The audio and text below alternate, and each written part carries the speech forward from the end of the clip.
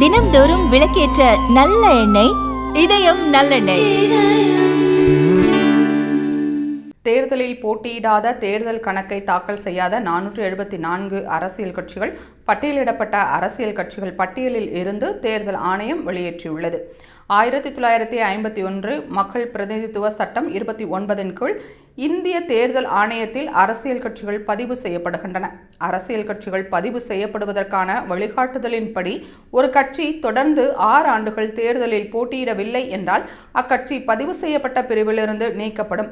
அதன்படி ஆகஸ்ட் 9ஆம் தேதி முதற்கட்டமாக நாடு முழுவதும் 334 அரசியல் கட்சிகள் பதிவு செய்யப்பட்ட அரசியல் கட்சிகள் பட்டியலில் இருந்து நீக்கப்பட்டன.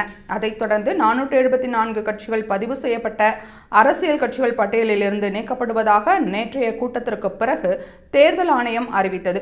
கடந்த 2 மாதங்களில் மட்டும் நாடு முழுவதும் சுமார் 808 அரசியல் கட்சிகள் தொடர்ந்து 6 ஆண்டுகள் தேர்தலில் போட்டியிடாததால் பதிவு செய்யப்பட்ட அரசியல் கட்சிகள் பட்டியலில் இருந்து நீக்கப்பட்டுள்ளன.